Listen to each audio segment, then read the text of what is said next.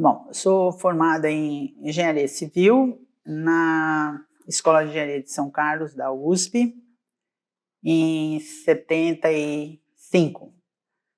E em seguida fui fazer mestrado na Exalc, também da USP, e escolhi fazer um mestrado de Estatística Experimental. Dentro da estatística experimental, eu escolhi uma área bastante peculiar também, que é análise não paramétrica, que é um tipo de estatística que se presta para analisar experimentos, teses, que tem um número pequeno de observações, que a análise estatística normal não permite analisar. E aí essa análise não paramétrica me permitiu fazer várias análises de teses de mestrado e mesmo de doutorado de médicos que trabalhavam aqui em Campinas já, formados principalmente na PUC, que não tinham como fazer a análise dos seus dados de pesquisa. E eu sempre acreditei, obviamente, que a estatística é um instrumento para você tomar decisões, principalmente se você está dentro de uma instituição pública. E quando eu vim morar em Campinas, em 78, eu conheci, por intermédio do pessoal que estava montando a economia rural na Unicamp, a Cristina Poças, que também era do grupo de pessoas que trabalhavam na Secretaria Municipal de Saúde. Então eu fui trabalhar com eles como estatística e trabalhei daí de 78 até 90 na secretaria e trabalhava fazendo análise estatística das observações colhidas nos postos de saúde. Quando eu cheguei, a gente chamava o pessoal que trabalhava no 11º andar da prefeitura de nível central, porque as equipes que trabalhavam nos postos era o pessoal de posto, onde tinha médico, enfermeira, o auxiliar de saúde, alguns postos tinham psicólogos, e todos se referiam ao nível central através de uma reunião semanal toda sexta-feira. No nível central, trabalhava o secretário, o diretor, uma pessoa que cuidava do almoxarifado, de compras e tal, que na minha época era o Saulo, e a Valéria, que ajudava o Saulo, e a Marina Sena Pessotto, que era uma pessoa, eu diria, o braço direito do Sebastião. Quem mais? Nível central. E eu com estatística e a Cristina Poças junto comigo e dando um alinhavo nessas coisas todas aí, a Cris é que fazia. A gente tinha dificuldade de obter dados dos postos de saúde. E nós fizemos uma pesquisa de como que a gente podia fazer essa coleta, que era importante saber se o programa materno-infantil estava funcionando, se as gestantes frequentavam corretamente o posto de saúde quando deveriam para o programa para o acompanhamento da gestação, se os hipertensos estavam sendo atendidos corretamente, ou seja, se a gente fornecia medicamento ou não, que impacto isso tinha. A gente tinha programa de distribuição de leite, porque na época a gente detectou ainda muita criança com desnutrição. Enfim, precisava de algum instrumento para medir isso.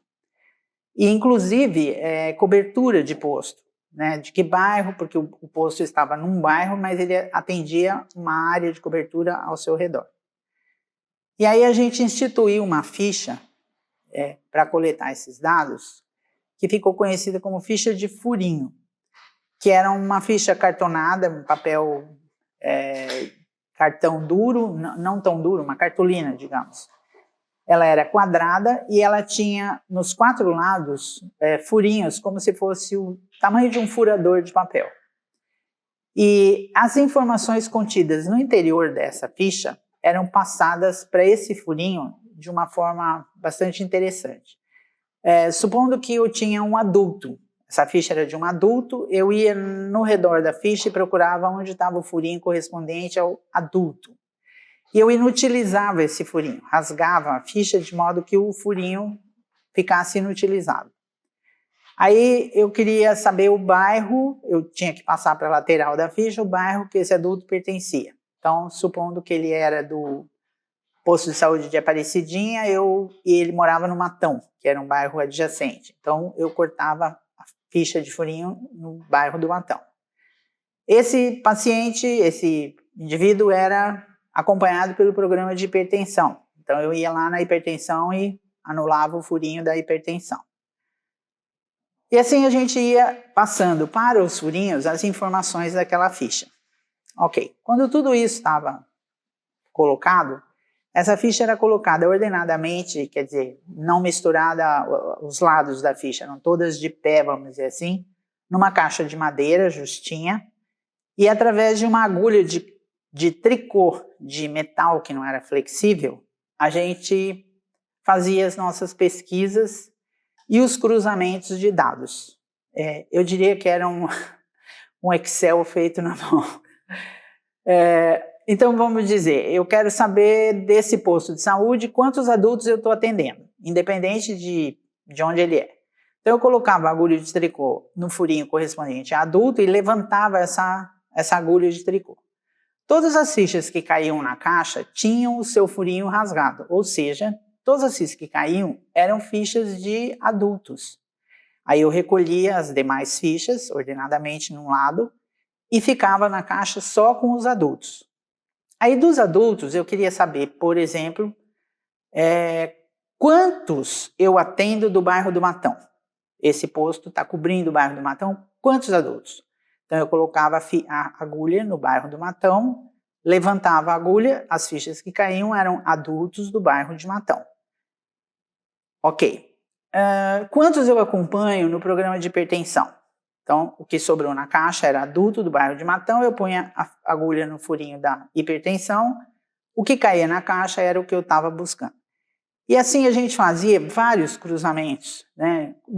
Na gestante, na criança, quantas crianças tiveram, por exemplo, diagnóstico respiratório. A gente não chegava ao nível de diferenciar, né, se era pneumonia, se era asma, bronquite, mas pelo menos a gente conseguia cercar crianças com menos de 1 ano, vamos dizer assim, que estavam abaixo do peso, isso a gente conseguia, crianças de, sei lá, 14, na puberdade, que já tinham ido consultar com um clínico, enfim, dava para a gente fazer muitos cruzamentos e tirar muitas conclusões interessantes, principalmente avaliando os programas que era o interesse maior, né? Saber se o materno-infantil estava cumprindo a sua função, e o programa nos adultos a gente tinha o programa de hipertensão, tinha o programa de diabetes, enfim, eu acho que foi extremamente útil para os postos de saúde entenderem, principalmente para os médicos e auxiliares de saúde, conseguirem enxergar que o trabalho que eles estavam fazendo tinha algum resultado. Eles conseguiam ver, além do paciente estar bem, eles conseguiam ter uma noção geral do bairro que eles moram, enfim, da área de cobertura do posto. Então, tanto para o profissional que trabalhava lá, que eu acho que isso era muito legal, o cara saber o que está acontecendo com o trabalho dele, que impacto isso dá, quanto para o pessoal que recebia atenção, porque esses dados também eram discutidos nas reuniões de grupo dos postos de saúde, dos programas. Então havia, por exemplo, uma reunião de hipertensos do bairro X, os auxiliares e médicos do posto conseguiam colocar para esses atendidos nesse programa, né, o que estava acontecendo, que se estava indo bem, se não estava, se tinha melhorado, se não, enfim. Eu acho que eu consegui fazer o que eu acredito realmente, que a estatística fosse um instrumento de avaliação do trabalho, do programa, enfim, do trabalho das pessoas. Eu acho que isso foi um ponto super interessante. esse instrumento foi bom. Essa ideia da ficha, realmente, ela não fui eu que inventei essa ficha. Essa ficha existia, não exatamente como eu descrevi, mas ela era um instrumento de coleta de dados de uma cooperativa que funcionava no bairro do Matão, em Aparecidinha. A gente chegou a ir visitar, mas as pessoas não explicaram exatamente como que aquilo funcionava. Mas olhando aquelas fichas, a gente percebeu que a gente podia adaptar a ideia deles e fazer essa ficha de furinho como eu descrevi. E realmente, como ela permitia muitas análises, muitos cruzamentos, eu realmente desconheço se algum programa de saúde, naquela época, né, em 70 e tantos, na década de 70, tinha um sistema de avaliação que permitisse tantos cruzamentos de dados, entendeu? Que não fosse apenas contagem manual da coisa, né? Porque era muito complicado isso. Eu desconheço, realmente eu acho que a gente foi bem inovador nesse método de analisar os dados da rede de postos de saúde. Eu não sei se isso tinha em algum outro lugar. Tinha um grupo de postos de saúde numa região em Minas, que talvez pudesse ter tido, em Montes Claros, tivesse tido alguma coisa, mas não tinha ficha de furinho e eles não tinham esse nível de análise de dados, não. Mas acho que o que chega mais perto do que a gente fazia aqui em Campinas, talvez seja Montes Claros. Não. Não tinha nem máquina de calcular direito nos postos de saúde, né? Realmente, quando eu saí da Secretaria de Saúde, que foi em 80, em 90, desculpa, já tinha uma ideia de se colocar computadores nos postos de saúde. Mas até essa época era na ficha de furinho mesmo, não tinha outra possibilidade. Como eu disse, a gente conseguia obter muitos cruzamentos de dados, enfim, mas não é todo mundo que aceitava. Então, primeiro a gente começa da ideia de que toda mudança gera uma resistência, isso é normal no ser humano. Então, quando a gente chegou no posto de saúde, falou, agora a gente vai usar, mas vai ter que ficar rasgando furinho, sabe? Foi um auê assim, mas à medida em que a gente foi insistindo, e primeiro começou num posto, depois no outro, né, e que a pessoa foi vendo que aquela atitude dela de perder um tempinho de rasgar um furinho gerava um dado interessante, um conjunto de dados interessante, e que isso revertia para o bem da população atendida e para ele próprio avaliar o seu serviço, as pessoas foram se autoconvencendo que aquilo era bom, que era legal, e eu acho que não demorou muito para a gente ter na secretaria uma aceitação bastante grande dos profissionais que trabalhavam nos postos com essa ficha de furinho. E eu acho que não demorou muito não, mas no começo foi difícil. Primeiro a pessoa entender o que era e ter que mudar o seu hábito, né? o seu todo dia, o seu cotidiano. Que além de marcar lá na ficha que a pessoa era do bairro de Matão, escrever, anotar, ainda tinha que rasgar um furinho, quer dizer, dava trabalho. Mas era um trabalho pequeno em função do resultado bom que isso forneceu para analisar todos os postos, né? A rede como um todo. Mas veja bem, quando a ficha de furinho foi introduzida, ela foi introduzida para analisar e para verificar se estava funcionando um determinado programa que já era gerado por uma política pública, entendeu? Então, ela não gerou, a análise dos dados não gerou, eu diria assim, que nenhuma novidade, porque as novidades já estavam sendo implantadas. Ela fez um ajuste. Isso, ela ajudou a verificar se aquela política pública estava surtindo o efeito que a gente queria, né? Então, principalmente o programa materno-infantil e o programa de adulto, que era hipertensão e diabetes. Agora, Por que a secretaria escolheu fazer o programa materno-infantil e diabetes e hipertensão em adultos? Já é uma opção política pública do secretário e da equipe toda que concluiu que para a periferia de Campinas o importante era ter um atendimento nesse sentido, que não interessava ter, sei lá, uma especialidade, até tinha médicos que faziam dermatologia, mas naquele momento, né, era mais importante você cuidar da criança e da gestante e do adulto hipertenso e diabético do que, enfim, uma dermatologista. Depois até teve uma modificação que alguns postos tinham alguns especialistas. Isso começou, inclusive, introduzindo em alguns postos psicólogos. Eu não vou lembrar o nome, mas os secretários foram muito diferentes. Sim. Né? Então, eles tentavam impulsionar uma política diferente. Eu particularmente, quando eu entrei, era o Sebastião de Moraes, eu assino embaixo das coisas, das ideias dele, ele e o Toninho, que era uma pessoa maravilhosa, né? Ainda uma pessoa maravilhosa, e eu comprei essa ideia. Realmente foi aí que começou tudo na minha cabeça de fazer esse tipo de análise e tudo. Mas eu passei por vários secretários e a gente teve muita briga, entre aspas, né, nas reuniões de sexta-feira, porque a gente tinha postos de saúde onde trabalhavam médicos que tinham determinadas convicções, vamos dizer assim, políticas, e outros postos que não eram as mesmas, e isso aflorava nas reuniões das sextas-feiras. Então, eu diria que esses 10 anos que eu fiquei na prefeitura, para mim, para o meu enriquecimento pessoal, foi fantástico, porque eu convivi com pessoas que pensavam diferente, mas que tinha, no fundo, uma certa coisa em comum, que era o bem social, vamos dizer assim. O objetivo era esse, né?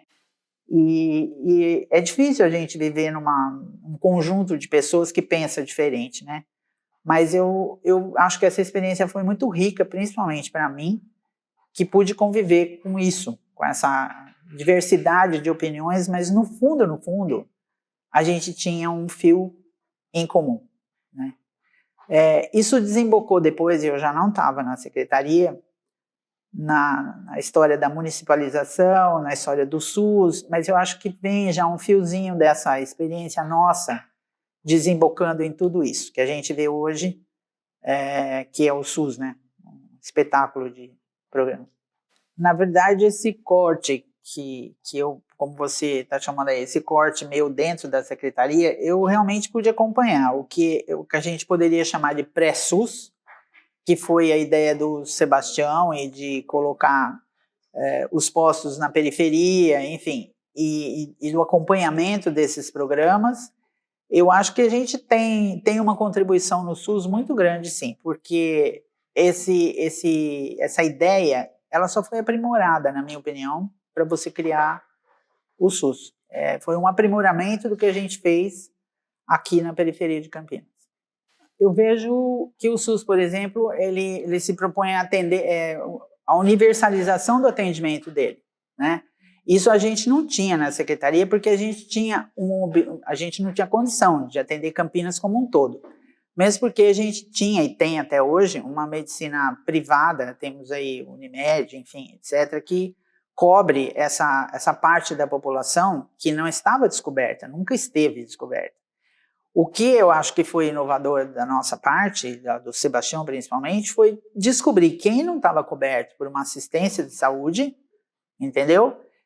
Levar essa assistência para essa população que não tinha essa assistência, e é isso que eu vejo que o SUS hoje faz. E ele faz não só para a periferia, mas ele faz para uma população em geral. Eu uso o SUS, né? Então, tudo bem, não moro na periferia e uso o SUS. Então, acho que essa foi a grande contribuição. Digamos assim, se você copiar o que a gente fazia na periferia e ampliar para a população toda, é um atendimento do SUS. E tem uma coisa também que eu não falei, foi um esquecimento que não deveria ter acontecido, é que muitas vezes a gente chegava à conclusão, por análises no posto, que não era o indivíduo que tinha a análise da família, Então, de repente, você percebia que você tinha que fazer uma visita na residência. Então, a unidade familiar é que era o objetivo, passava a ser o objetivo. Então, a gente não perdia essa noção de que não é individual, né? O indivíduo está inserido numa família, essa família num bairro, esse bairro numa região que é atendida pelo posto. Essa noção também foi bastante mostrada com a ficha de furinho, porque a gente via onde que a pessoa morava, você via que na mesma família, ou nas próximas, as crianças tinham o mesmo problema, sabe, eram coisas assim interessantes. Eu não sei se isso vocês vão colocar aí, não, mas eu me lembro de uma história do pessoal dos psicólogos no posto, que eles estavam atendendo uma parte de uma favela que tinha muita gente, muito adulto, com problema de alcoolismo. E então foi feito um trabalho em cima, reuniões, etc., no bairro, lá no posto de saúde, sobre alcoolismo e tal, etc., etc. E uma das senhoras que tinha esse problema foi muito grata ao pessoal do posto, porque ela disse que conseguiu largar o vício, e ela era daquelas pessoas que tinha visões, né? E um dia ela chegou para o psicólogo do posto e falou assim: eu estou começando a ver lagartixa vermelha na minha casa. Aí ele falou assim: mas a senhora está voltando a beber? Eu disse, não, mas passa, de vez em quando passa uma vermelha. E aí isso levantou uma questão no posto, né? Acho que a gente não está atendendo legal. Aí a gente foi ver o que era, o pessoal do posto, né? Foi ver o que era. Simplesmente tinha próximo do barraco que essa senhora morava uma pequena oficina de funilaria.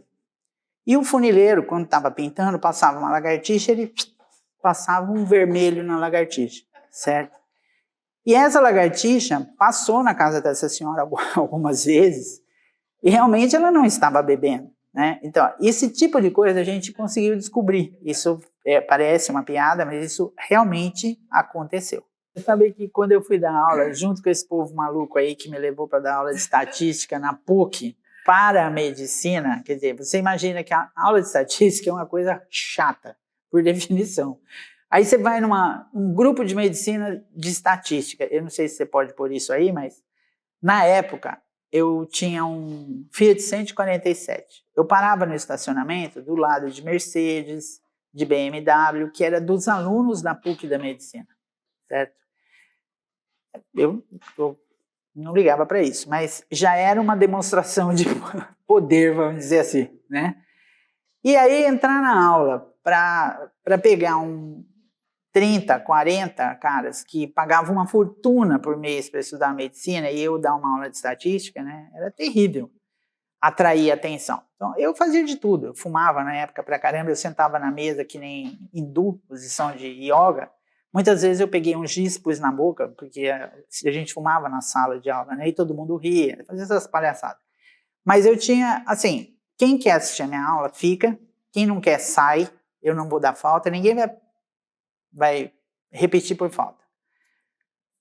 Aí todo mundo saía. A primeira vez que eu fiz isso, ficaram meia dúzia na sala. Aí eu falei, vocês tiram um papel, pode fazer uma redação, escreve o que vocês quiserem aí, o que vocês acham de aula de estatística. Dei 10 para todo mundo. E um grupo da sala ficou com 10, outro grupo não tinha nota. Eles saíram, né? Fazer o quê? Mas era difícil. E eu tentei levar assim, vocês tiram a pressão de uma pessoa e vocês falam que a pressão 12/8 é o quê? A pressão normal, todo mundo sabia tirar a pressão, né? Todo mundo andava com o esteto pendurado, que era importante. Então, o que quer dizer pressão normal? Quer dizer que alguém pegou um monte de gente, tirou pressão, tirou não, ninguém tira pressão de ninguém, mede a pressão, né? Mede a pressão de todo mundo, colocou num gráfico, e aí deu assim, um monte de gente tinha pressão baixa, aí vai indo, tem um montão de gente tem pressão, aí viu-se que a pressão da maioria das pessoas era 12/8. Vocês ficam fazendo graça, mas vocês usam estatística o tempo inteiro, entendeu? O que é pressão normal? Pressão normal é isso. Aí eu, mais um tantinho da sala já, que interessante, já começou a achar interessante a estatística. Mas foi difícil, viu?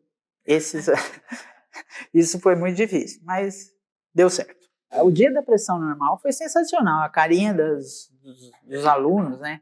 E também uma coisa de estatística que me marcou muito foi numa reunião de sexta-feira que nós, na secretaria, que a gente queria usar um questionário de avaliação de Aparecidinha. A gente só conseguiu fazer nesse posto de saúde. E eu falei para o pessoal, né, nós vamos passar esse questionário na unidade familiar, vai ser unidade familiar, e nós vamos fazer em 10% da população de Aparecidinha. Aí deu uma interrogaçãozinha assim na cabeça de todo mundo, né? Como que nós vamos fazer isso, né?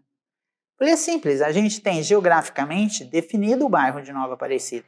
Então a gente vai traçar uma linha aqui, e aí assim, vamos pegar a primeira rua, você conta 1, 2, 3, 4, 5, 6, 7, 8, 9, entrevista a 10ª casa. E vai, 1, 2, 3, 4, 5, 6, 7, 8, 9, entrevista a 10ª. A hora que você percorreu o bairro todo, você percorreu 10% das pessoas. É mesmo, né? Porque a grande questão era como que eu vou entrevistar aleatoriamente, porque isso virou aleatório. Então estava tudo dentro do que a gente queria, né? Mas a estatística às vezes surpreende. O meu caso particular é que existem outros dados, outras circunstâncias pessoais minhas que foram me levando por um caminho. Mas o fato da equipe ser multidisciplinar, eu acho que é determinante para você ter sucesso num tipo de proposta dessa. Porque você tem a formação de cada um contribuindo como no todo, né? E cada um tem uma maneira de ver as coisas. Eu acho que você carrega essa formação sua de graduação, de pós-graduação, familiar, de discussão de grupo, de amigo, você é um pouco de tudo isso e essa colaboração daí fica bastante grande quando você está num grupo multidisciplinar. Você tem a visão de todo mundo e essa visão é diferente. E no conjunto fica uma coisa muito boa, né? Dependendo do secretário de saúde, porque teve secretário de saúde que acabou com a reunião de sexta-feira, por exemplo. Eu não quero mais essa bagunça aqui no nível central. Então, ele mostrou com isso a visão curta que ele tem do objetivo social da secretaria, né? Mas quando ele tinha uma visão do social, do global, ele permitia, o secretário, o diretor, enfim, o nível central, fazia questão dessa reunião e desse palco de discussão. E quanto mais opinião diferente tinha, a gente saía mais enriquecido dessa reunião, e isso refletia no próprio programa que você estava tentando colocar, entendeu? Eu acho que isso foi muito enriquecedor. Mas a partir do momento que você não tem esse espaço de discussão, não adianta ele ficar reduzido no posto ou reduzido numa equipe, ele tem que ser dividido com todo mundo. Isso é uma coisa que fez o programa ir para frente. Você tinha um programa que deveria ser cumprido pelos postos de saúde quando nasceu a ideia de vamos levar postos de saúde para periferias, ok, o que nós vamos fazer lá? Né? Aí nós vamos colocar um programa, o que eles precisam, porque estão totalmente descobertos. Um programa materno-infantil, um programa de adulto, diabetes, hipertensão, isso que nós vamos levar. Então, isso, independente do secretário que entrava na secretaria, isso já estava instituído. Ele não tinha como uma pessoa chegar lá e falar assim, não, agora não vou mais fazer o programa materno-infantil. O posto de saúde ia se revoltar, a população ia se revoltar, porque já era uma coisa boa que a população tinha. Entendeu? Então, quando eu digo que quando mudou o secretário, por exemplo, as reuniões de sexta-feira, porque quanto a isso ele tinha o domínio, ele não cedia o espaço no nível central, entendeu? Mas ele nunca mudou a política de saúde. Ele não aceitando a reunião, supondo, né? Pode ser que não surjam novas políticas. Não, a gente ia arrumar um outro lugar para fazer a reunião, entendeu? Isso era o de menos, entendeu? Mas você percebia quando um secretário de saúde tinha comprado a ideia, né, e incentivava e injetava novas ideias. Agora, tem também, eu acho aí, não só a postura política de cada um, a opinião política de cada um, né, é uma coisa de ciúme de ego também, sabe? Esse programa foi o Sebastião que fez, então não, eu vou mudar alguma coisa aqui para ver se eu fico bem na fita também, entendeu? Também tinha isso. Mas as tentativas de mudança não foram bem sucedidas na rede. Eu acho que ficou bem enraizado na equipe do posto, porque isso era um desejo da equipe que trabalhava no posto também. Os médicos que trabalhavam lá tinham essa convicção que aquilo era bom para aquela população que eles estavam atendendo. Porque eu tenho a impressão que se eles não comprassem essa ideia, também nada disso ia dar certo. Essa mudança de política pública, ela foi tentada várias vezes. Eu diria na tentativa de tirar o Sebastião de Moraes, isso é um exemplo, mas estava tão comprada a ideia pela equipe do posto e pela população que eles atendiam, que a gente conseguia mobilizar, por exemplo, a equipe do Costa e Silva, da Orozimbo Maia, do Vila Rica, que eram os postos mais, Aparecidinha, os postos mais antigos. Ia todo mundo para a escadaria do Paço Municipal protestar que não tem que tirar o Sebastião, entendeu? Então, eu acho que essa mobilização aí nasceu com essa história dos postos de saúde, sabe? E o pessoal incorporou a ideia e comprou essa ideia. Então, não era qualquer um que ia desviar esse caminho, entendeu? Houve várias tentativas, nenhuma foi feliz. O SUS entendeu isso também. Eu não participei infelizmente, por questões pessoais, eu já não estava trabalhando na área, mas eu vejo hoje o SUS, eu me vejo lá no começo da secretaria com essas coisas que estão acontecendo no SUS hoje.